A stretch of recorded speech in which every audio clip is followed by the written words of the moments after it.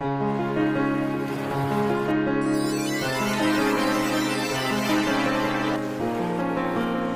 นที่ 17 มาชมวิธีการวางพื้นดาดฟ้าชั้น 2 ของเรือสำเภาเจิ้งเหอลำนี้สวัสดีครับผมชเวงโลเจริญสุขเกษมหรือในแบรนด์ของชเวงชิปโมเดลเพื่อไม่ให้เสียเวลาไปชมเนื้อหาขั้นตอนการผลิตกันเลยและอย่าเพิ่งปิดคลิปไปไหนเพราะช่วงท้ายคลิปนั้นจะมีรูปแบบเรือสวยๆที่มีความอลังการมาให้ชมกัน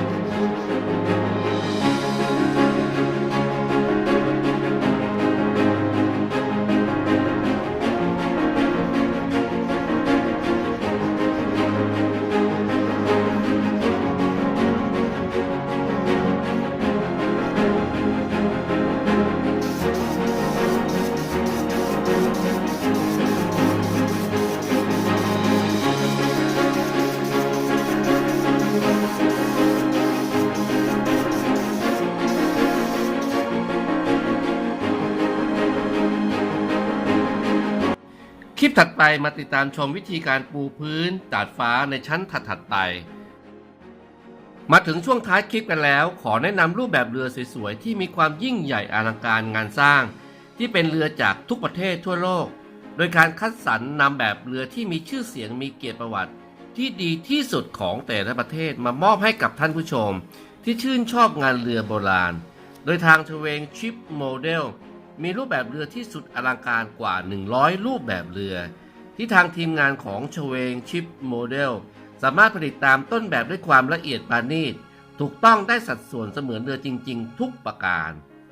โดยการควบคุมดูแลการผลิตจากครูช่างอย่างชเวงชิปโมเดลทุกขั้นตอนหากท่านผู้ชมสนใจในงานเรือโบราณสามารถติดต่อได้ตามเบอร์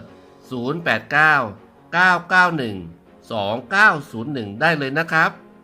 ฝากทุกท่านช่วยกดถูกใจกดติดตามกดกระดิ่งให้ช่องชเวงชิปโมเดลด้วยนะครับและติดตามคลิปถัดไปของชเวงชิปโมเดลด้วย